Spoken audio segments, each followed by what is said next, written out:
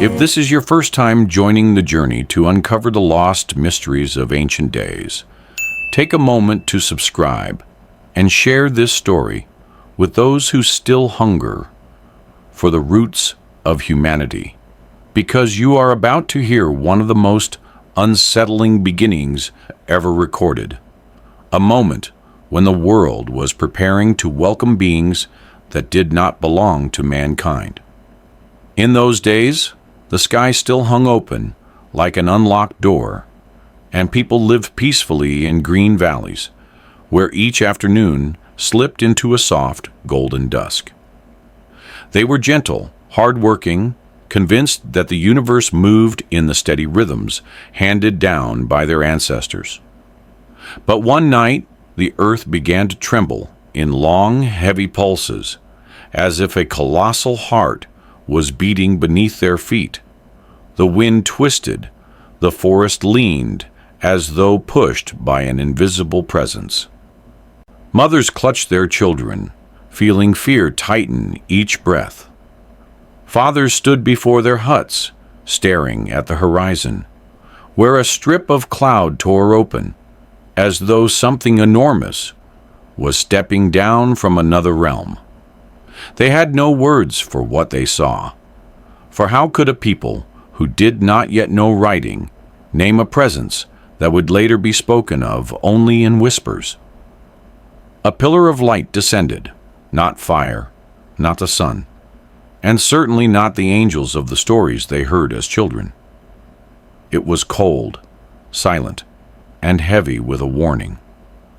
Some swore they saw a towering silhouette within that light, a shape so tall its head seemed to brush the sky, but no one dared speak of it again, afraid that naming it would make it real. A child asked his father whether it was a god or a curse, but the father tightened his grip. For in that moment, he understood humanity was stepping into an age where humans were no longer the strongest beings on earth. The silence that followed lingered like a hesitant breath, as if the heavens themselves were unsure whether to reveal the truth. And within that pause, the order of the universe began to crack, clearing the way for the arrival of beings mankind would later name with trembling voices, the Watchers, the ones who would give birth to the giants that would shake the world to its core. If you're still here, stay close, because the next chapter will unveil their first children, beings that carried both wonder and terror into human history. The elders used to say that before every great disaster, the sky always gifted humanity a few moments of quiet beauty, as if giving them one last breath before the storm. But no one knew that during those peaceful moments, 200 angels stood on the edge of a choice even they could not fully grasp. Shemhaza, their strongest leader, looked down at humankind with a feeling he struggled to name, a mixture of compassion and sorrow, like the way a father watches a fragile child trying to survive a coming storm. Asal, however, was different. In his cold, bright eyes lived a dangerous curiosity. He watched how humans lit their small fires, how they held one another, how mothers hummed lullabies, filled with sadness, yet strangely beautiful, and that tenderness pulled him in. On the summit of Mount Hermon, where clouds brushed against their feet like silk, the Watchers felt something angels were never meant to feel, the longing for a life they had never lived. A longing to step down, to experience the fleeting warmth of human existence, to love, to hurt, to touch something only mortals could touch. Shemhaza tried to resist, his heart heavy, as if anchored by stone. But the more he looked, the more he knew he was losing the battle. He warned that this decision would open a door that could never be closed, but Asael whispered that if all descended together, the burden of sin would not fall on one alone. The other watchers remained silent, not because they disagreed, but because they too were wrestling with their own hidden desires. And so a vow was spoken, soft as a breeze, yet powerful enough to tremble the heavens. They agreed to descend together, stepping out of their sacred duty and into a tragedy that could not be undone. The storyteller always reminds us that no fall ever begins in darkness. It always begins with something warm, gentle, painfully human. And in that moment, heaven lost 200 beings who would change the history of mankind forever. If you are still listening, stay with me, because the next chapter will reveal the birth of the first children of this fall, those who belonged neither to heaven nor to earth. People have long said that children born between two worlds often carry destinies no one wishes upon them. And that was exactly how the first offspring of the Watchers entered existence. No drums, no blessings, only a strange cry tearing through the night, a sound so unfamiliar that human mothers trembled, unsure whether they had brought forth a child or a warning from heaven. These infants grew at a pace time itself could not restrain, reaching the height of adults after a single harvest season, breaking tree trunks with a single hand after just one storm. Yet what broke the hearts of many was not their power, but their eyes that seemed forever lost between two realms, belonging neither to heaven nor to earth. One afternoon, people whispered of a giant child sitting by a stream, watching the water flow, and asking his mother if he was a monster. She wept, not because of the question, but because she knew her labor had brought forth a child who never once lived as an ordinary soul. Village children feared them, adults avoided them, and even these giant children looked at their own hands, wondering why they were burdened with a strength they never asked for. They wanted to play, yet a simple grasp could injure a friend. They wanted to hug their mothers, yet their arms were too large, too heavy, too dangerous. With each passing day, the more they grew, the further they drifted from humanity. The storyteller often reminds us that no tragedy is deeper than a child realizing it has no place to belong, and from that wound would rise the shadow that eventually covered all of mankind. If you are still with this journey, stay close, because the next chapter reveals what happens when strength grows faster than the heart meant to guide it.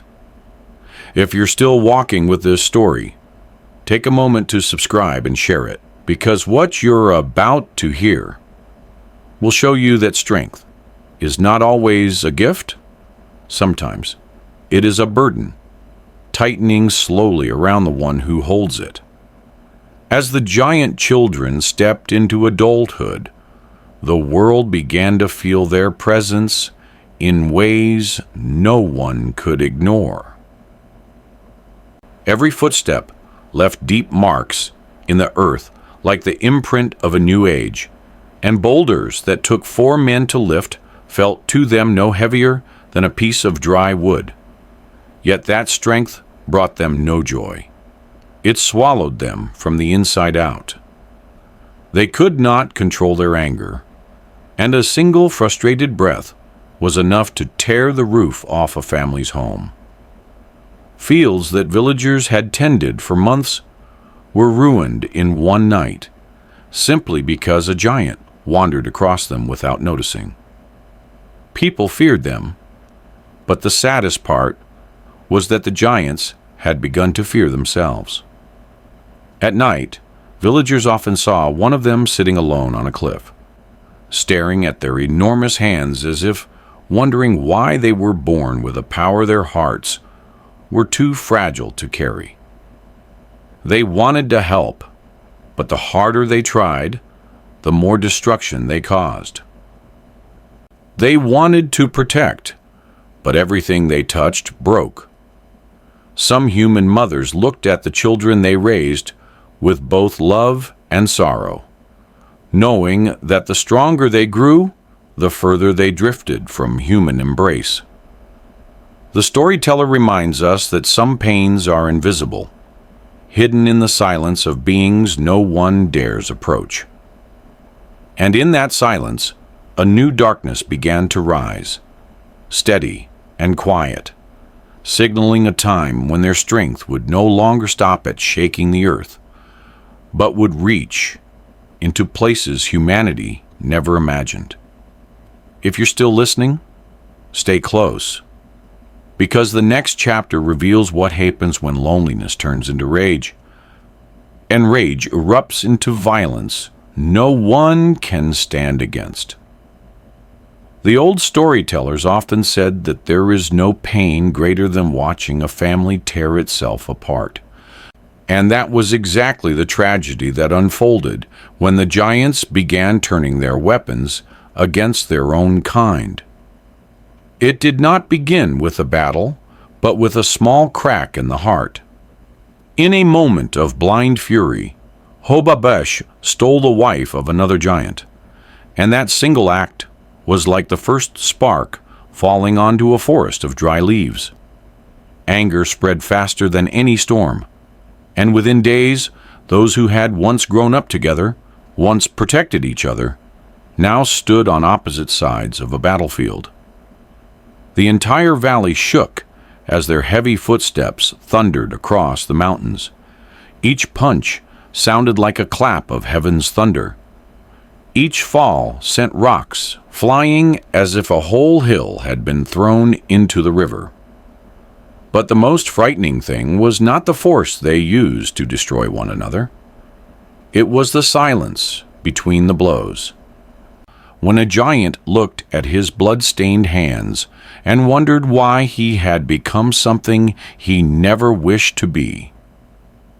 Human mothers watched from afar with their faces buried in their palms, grieving because the children they once cradled and sang to sleep were now tearing each other apart like wild beasts gone mad. And in the chaos of roaring and screaming, there was another sound, softer but more heartbreaking, the choking sobs of beings who no longer controlled their own fate.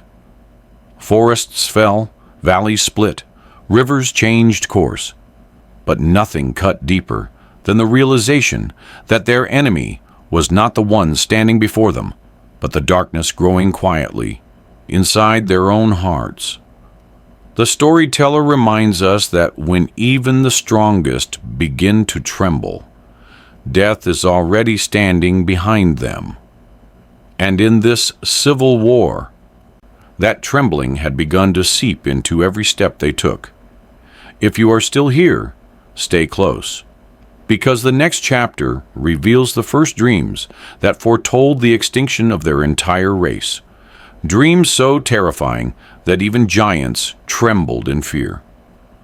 While the wounds of their civil war had not yet dried, while their enormous hands still carried the blood of their own kin, a fear even greater began to take root within the minds of the giants. It did not arrive through screams or battles, but from the quietest place of all, the place humans call sleep. That night, Ohia was the first to wake in terror. He had dreamed of a massive stone tablet, carved with the names of every giant, glowing like fire. But within a heartbeat, a wave of black water crashed down, washing everything away, erasing each name as if they had never existed. He awoke breathless, chest heavy as stone. Before he could steady himself, Haya, his twin, appeared at the mouth of the cave, face pale, like cold ash. He said he dreamed of a towering tree that reached the heavens, its roots gripping the earth like the soul of their entire race, only for an unseen hand to tear it from the ground, leaving the earth barren and hollow. Soon the other giants began dreaming too, each dream different, yet all carrying the same message: disappearance. No laughter, no thunderous footsteps, no silhouettes of their immense bodies, nothing left at all. Human mothers found their giant sons sitting silently on the cliffs at dawn, eyes filled with a fear no words could describe, and understood that what was coming was not war, but judgment. The strongest of the giants now trembled before their own minds, for they knew dreams never come in unison unless the heavens choose to speak. The storyteller often says that when even in your dreams you find no place to run, reality has already begun to close in. And from those dreams, the giants realized extinction was no rumor, but a presence already standing at their door. If you are still following this journey, stay close, because the next chapter will take you to the meeting between a giant and the last prophet with a merciful heart, Enoch, the only one who could decipher their dreams and name the ending that awaited them. In an age when the giants were drowning in rage and terror, there was still one among them who carried a fragment of humanity in his heart, and that was Mahaway. He was taller than most of his kind, with shoulders broad like mountain walls and footsteps that could shake an entire forest. Yet his eyes remained soft, like those of a child who had grown too big too quickly. When the dreams of destruction spread through the tribe, Mahaway did not roar or break mountains as the others did. He simply lifted his gaze to the sky, as if searching for even the smallest flicker of light that might still be meant for his race. Some said he once shielded a human family from the fury of another giant, earning scorn from his own kin, who called him weak. But Mahaway understood that strength without conscience was nothing but a burden, and the deepest pain he carried was not their mockery, but the helplessness of watching his people sink into darkness. When Ohia and Hahia spoke of their terrifying dreams, Mahaway was the first to listen quietly, placing his enormous hand on their shoulders, offering comfort he himself was unsure still had meaning. And when panic swept through the giants, they turned to him, not because he was the strongest, but because he was the only one whose mind had not been clouded by fear. They begged him to seek out Enoch, the man people once called the messenger of heaven, hoping he could explain what terror had begun tightening around their fate. Mahaway did not hesitate, but before leaving, he looked back at the valley, at the faces that were once friends, once brothers, now hollowed by despair. He walked away, carrying the weight of an entire race on his shoulders, each step slow, heavy, but unwavering, like a promise he refused to break. The storyteller reminds us that sometimes all it takes is one soul who still remembers compassion to carve a path toward hope. And Mahaway was that soul, a giant with a heart far gentler than the strength the heavens had given him. If you are still here, stay close, for the next chapter will bring you to his destined meeting with Enoch, where the truth at last will be spoken aloud. Mahaway spent many days crossing mountains and forests, passing through valleys that had once been places of laughter for his tribe, but were now marked only by deep footprints and the cracks left by war. Yet as he approached the land where Enoch lived, all the noise of the world seemed to fade away. No more whistling wind, no shifting stones, only a strange stillness settling over everything, like a thin blanket of quiet. Standing before the small hut in the middle of the grassland, Mahaway felt his enormous hands tremble for the first time in his life, unsure of how to begin. When Enoch stepped outside, he appeared to be just an ordinary man, so small he barely reached Mahaway's chest. Yet his eyes carried a calmness so deep, it felt as though even the heavens bowed to it. There was no fear in them at all, only a gentle compassion reserved for beings desperately searching for a way to survive. Mahaway knelt, lowering his head, not because Enoch was a prophet, but because for the first time he felt a tenderness strong enough to soften a giant's heart. He told Enoch about the dreams, the screams inside his mind, the terror his kind had never known before. Enoch did not interrupt or judge. He simply listened. The way one listens to a child, confessing a burden too heavy to bear alone. When Mahaway finished, Enoch placed his hand on a nearby stone and carved the first lines of the prophecy, each stroke echoing like the heartbeat of truth. He said that what they had seen were not illusions, but the final warnings from the heavens. Yet he also said that within the darkness there was still a narrow thread of light, that anyone who truly repented might still find a path back. Mahaway's eyes reddened, not from fear of the coming destruction, but because after all their sins, there was still one person who saw him as a soul worthy of saving.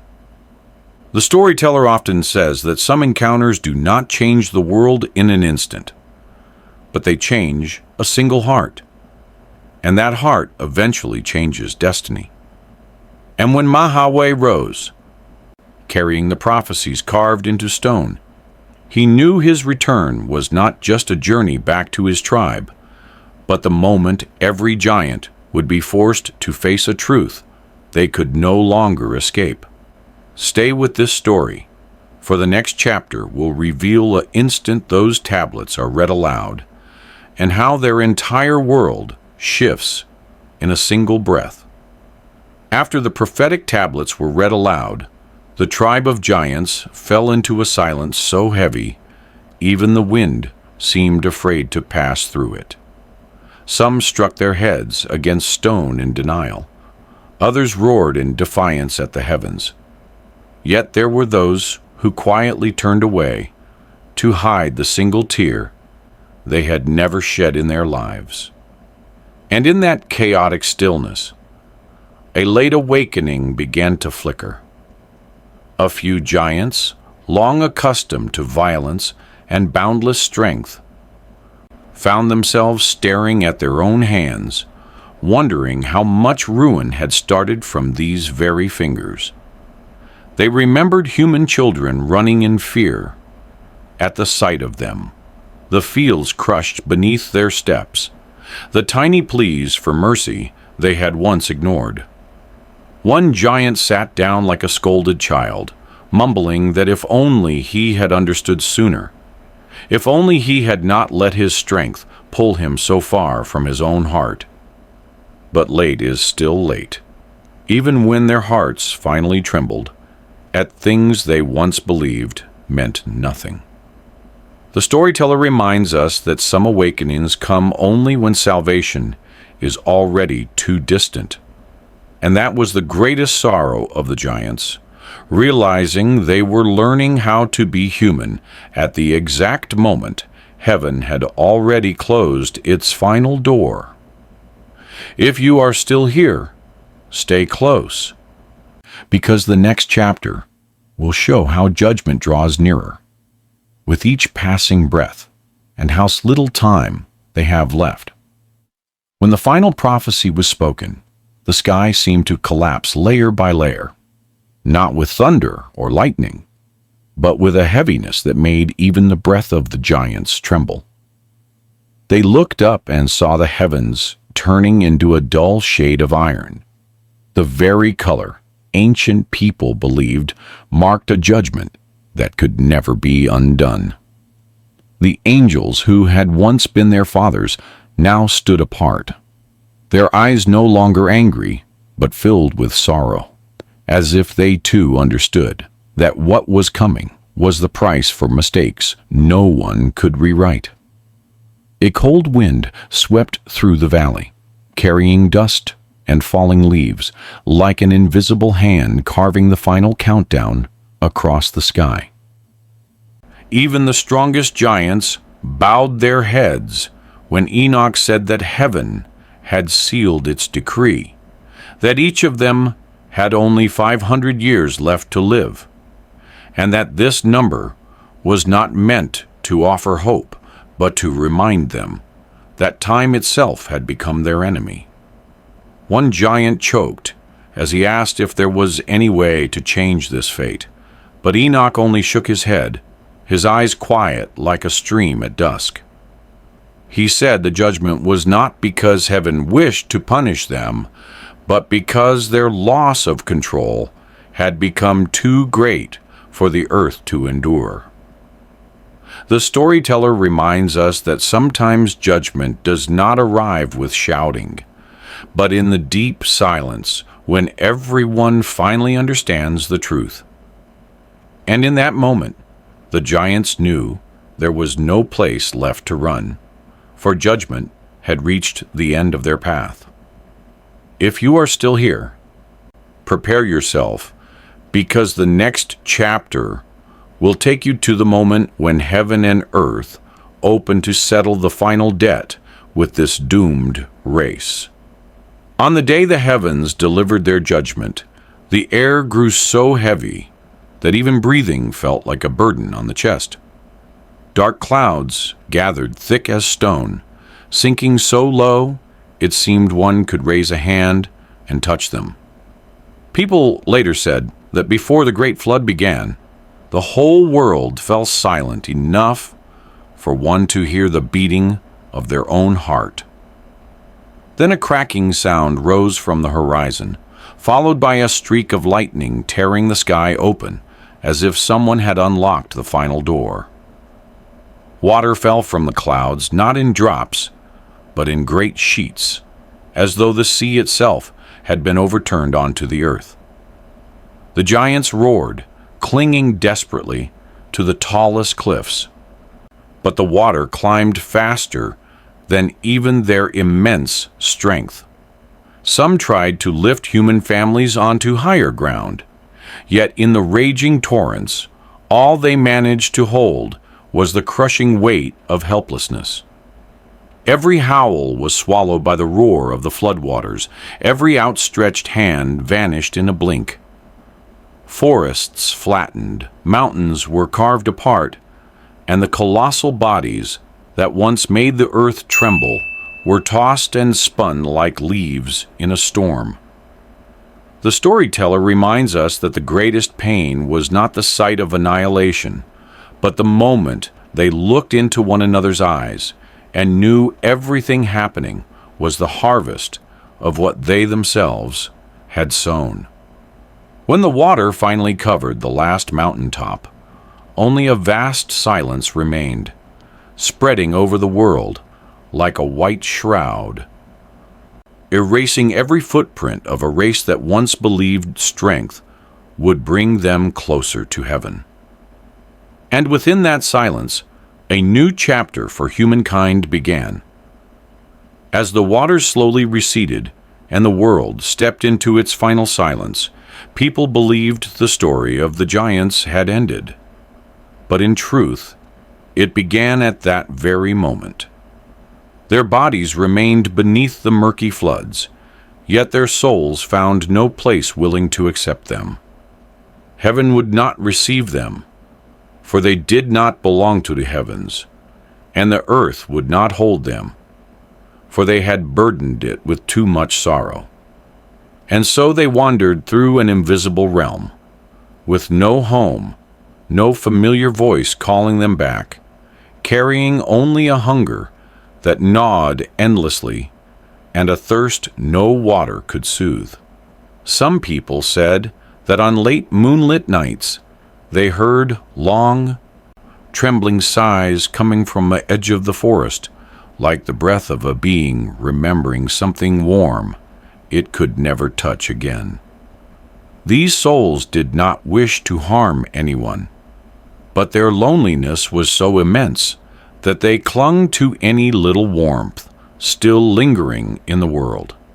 They passed over rooftops, leaving behind sudden chills, drifted across the fields, carrying with them a whispering wind that sounded almost like someone calling their own name. The storyteller often said that the heaviest punishment is not death, but wandering forever without a place to return to. And that became the final fate of the giants, souls without a homeland, without a name, leaving behind only the faint echo of an age they themselves never truly understood. If you have reached this chapter, hold this quiet moment close. For sometimes looking back at the mistakes of others is the very thing that teaches us to cherish what is still in our hands today.